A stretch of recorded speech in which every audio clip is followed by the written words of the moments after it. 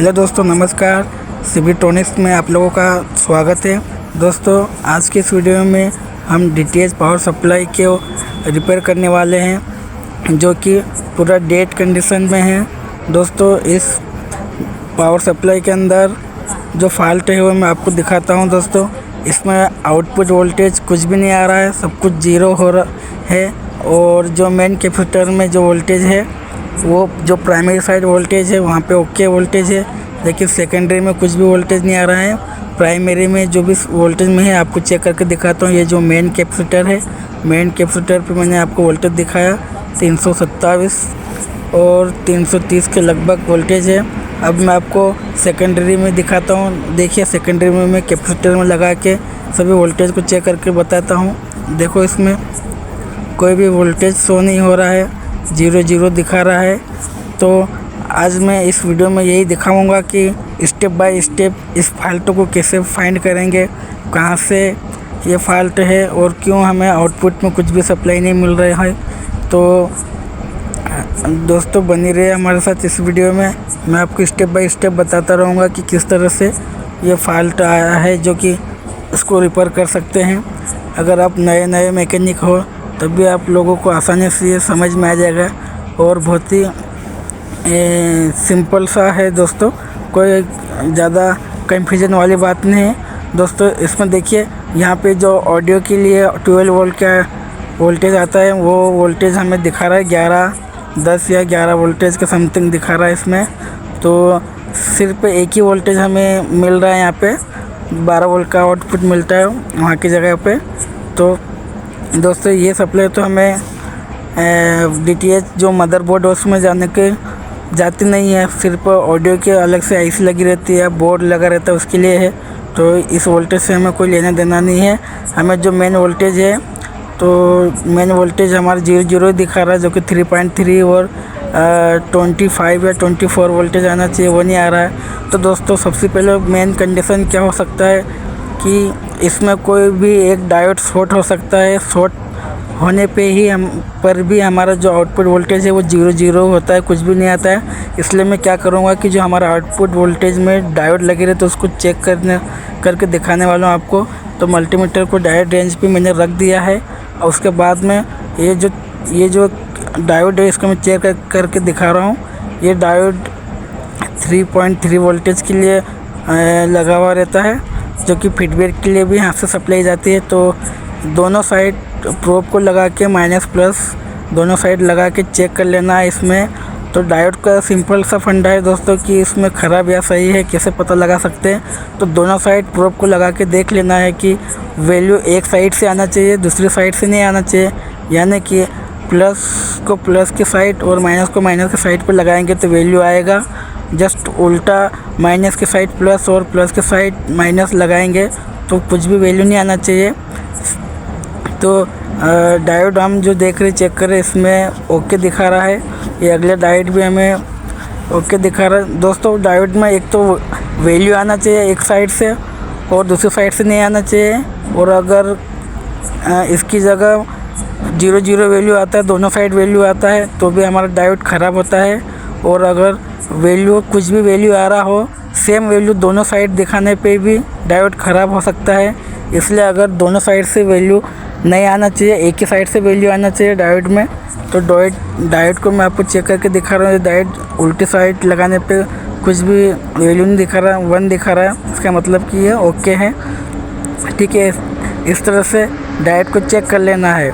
दोस्तों, और एक बात बता दूँ आपको कि डायोड चेक करते समय हमें मेन मदरबोर्ड जो होता है डीटीएच का, उससे सप्लाई को अलग कर लेना है, जैसे मैंने अलग करके चेक कर रहा हूँ। दोस्तों, अगर वहाँ लगा रखेंगे तो हमें जो 3.3 वोल्टेज का डायोड है उसमें दोनों साइड से सेम वैल्यू मिल सकता है, इसलिए उसको निकाल लेना है दोस्तों, नहीं तो आप कंफ्यूज हो जाओगे। तो ठीक है दोस्तों, डायोड को मैंने सब परफेक्ट चेक करके दिखा दिया। अब आती है आईसी की, क्योंकि दोस्तों डायोड ओके हो तो अगर आउटपुट में वोल्टेज नहीं आ रहा है तो इसका मतलब हो रहा है कि हमारा जो स्विचिंग सेक्शन है, स्विचिंग करवाता है, जो मॉसफेट लगा रहता है, मॉसफेट आईसी, इसको मॉसफेट आईसी बोलते हैं, ये लगी है। तो ये ब्लैक प्रोब लगा रखा हूँ। ये ड्रेन है दोस्तों, जो डायरेक्ट ट्रांसफार्मर के कोयल से लगा रहता है। वो दूसरा आईसी के पिन नंबर 1 और 2 भी ग्राउंड साथ जुड़ा रहता है। उसके बाद में पिन नंबर 3 दोस्तों ये ऑप्टो कपलर है। ये ऑप्टो कपलर के से फीडबैक आता है और यहाँ से फीडबैक जाता है इस आईसी के पिन नंबर 3 पे। और पिन नंबर 3 का यहाँ पे वोल्टेज इन होता है। यहाँ से वोल्टेज जो कि 300 वोल्टेज होता है उससे जोड़ा रहता है कैपेसिटर के थ्रू। तो दोस्तों इस तरह से यस आईसी में हमें कुछ ना कुछ फॉल्ट हो सकता है, तो इस आईसी को हम बाहर निकाल के चेक कर लेते हैं। तो मैं जल्दी से इसको निकाल देता हूँ। दोस्तों ये आईसी को मैंने डिसोल्डरिंग कर लिया है। अब इसको मैं निकाल के आपको चेक करके दिखाऊंगा कि हमारे आईसी ख़राब तो नहीं है, क्योंकि अगर आईसी स्विचिंग नहीं करेगी तो ट्रांसफार्मर स्विचिंग नहीं होगा तो आउटपुट सेकेंडरी में आउटपुट कुछ भी नहीं आएगा, ज़ीरो आएगा। तो आईसी को चेक करके दिखाता हूँ मैं, क्योंकि अब हमारा लास्ट यही फॉल्ट हो सकता है दोस्तों, क्योंकि प्राइमरी में वोल्टेज प्रॉपर आ रहा है, सही से आ रहा है।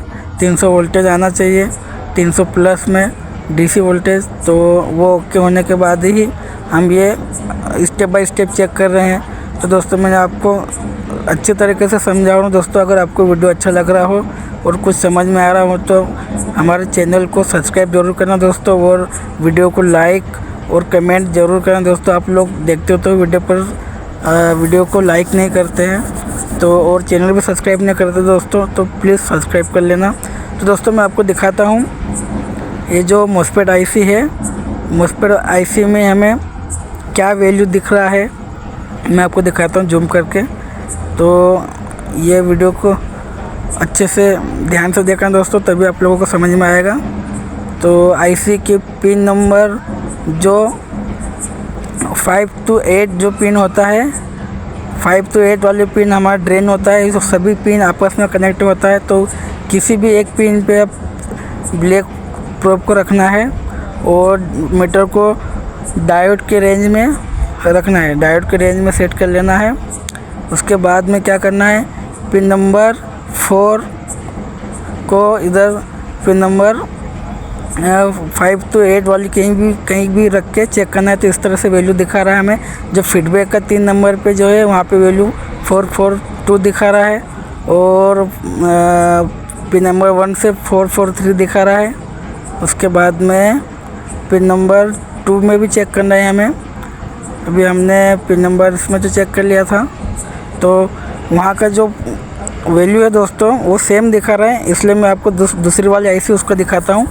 देखो पिन नंबर 4 और गेट के साइड कोई वैल्यू नहीं दिखा रहा है, और पिन नंबर 3 के साइड जो वैल्यू दिखा रहा है वो 1.49 मतलब 1.5 के समथिंग दिखा रहा है। उसके बाद में पिन नंबर 2 और 1 में सेम वैल्यू दिखा रहा है। इसका मतलब यह है कि ये दो पिन तो आपस में कनेक्ट है, लेकिन इसमें जो वैल्यू है वो पिन नंबर 3 के साथ शॉर्टिंग नहीं आना चाहिए, क्योंकि जो पहली वाली आईसी है जिसमें मैंने चेक करके देखा है उसमें शॉर्टिंग है दोस्तों। देखिए ये 1.5 आ रहा है इसमें, और पिन नंबर 4 के साथ कोई वैल्यू नहीं आ रहा है।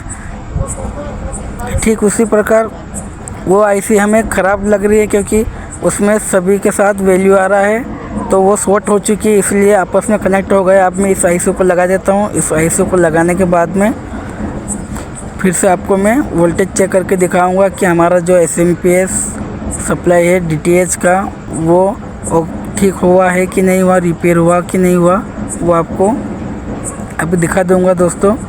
तो सबसे पहले इसको सोल्डर कर लेता हूँ एक बार।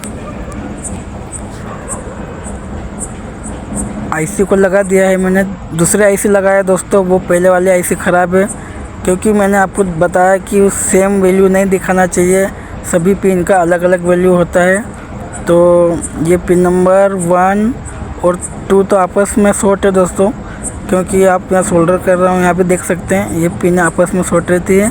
और पिन नंबर 5 to 8 पिन भी आपस में शॉर्ट रहती है, तो वो भी सोल्डर में आपको दिख रहा होगा। अब पिन नंबर 4 और 3 जो कि अलग अलग कनेक्शन है, ये जो 4 पे कनेक्ट कर रहा हूँ सोल्डर, और ये 3, तो 3 पे फीडबैक जाता है। जब तक यहाँ फीडबैक जाएगा नहीं तब तक आईसी स्विचिंग नहीं करेगी, ये मॉस्फेट स्विचिंग नहीं करेगा। तो इससे इसके लिए आईसी ओके होना चाहिए, तभी होता है। तो ठीक है, इसको मैंने सोल्डर कर दिया है। अब सोल्डर करने के बाद में ये देखना होगा कि जो वोल्टेज है हमारा सेकेंडरी में वो बन रहा है कि नहीं बन रहा है, क्योंकि दोस्तों कोई बड़ी बात नहीं होती है इनको रिपेयर करने के लिए दोस्तों। बस हमें चेक करना होता है कि कौन कौन सा कंपोनेंट वर्क कर रहा है कि नहीं कर रहा, शॉर्ट तो नहीं हो गया, बस इतना ही देखना रहता है किसी भी सप्लाई में। तो दोस्तों स्टेप बाय स्टेप मैं आप लोगों को दिखा रहा हूँ दोस्तों। प्लीज़ चैनल को सब्सक्राइब करना और वीडियो को लाइक करना, ठीक है दोस्तों।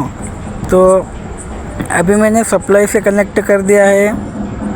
अब मैं आपको वोल्टेज चेक करके दिखाता हूँ जो आउटपुट में है हमें कितना वोल्टेज मिल रहा है। तो देखिए डीसी रेंज में सेट कर दिया हूँ मैं 600 पे। तो सबसे पहले मैं मेन कैपेसिटर की सप्लाई चेक करके दिखाता हूँ आपको, जो मेन में है वो आ रहा कि नहीं। वो 322 के समथिंग आ रहा है। तो ठीक है दोस्तों, 300 प्लस ही रहता है यहाँ का वोल्टेज।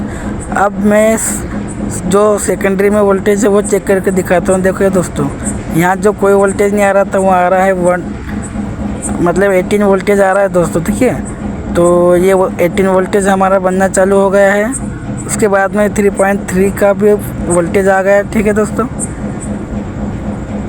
3.3 का मैं आपको इसको 20 की रेंज में दिखाता हूँ, तभी आपको मिलेगा। हाई रेंज में वो दोस्तों जो पॉइंट का वैल्यू रहता है वो नहीं दिखाता, इसलिए मैं 20 में करता हूँ तो यहाँ में पॉइंट का दिखा देगा। ये 3.3 वोल्टेज भी ओके हो गया हमारा। तो ठीक है, अब 18 वोल्टेज भी आ गया हमारा, और 18 के बाद में एक और वोल्टेज होगा जो कि 3.34 है। तो ठीक है दोस्तों, हमें ये जो 3 वोल्टेज चाहिए होते, ये तीनों वोल्टेज मिल गया। तो इसका मतलब हमारे सप्लाई ओके हो गया। मैं अब सप्लाई को जो भी रिसीवर उसमें लगा देता हूँ। लगाने के बाद में देखता हूँ तो रिसीवर ऑन हो जाता है।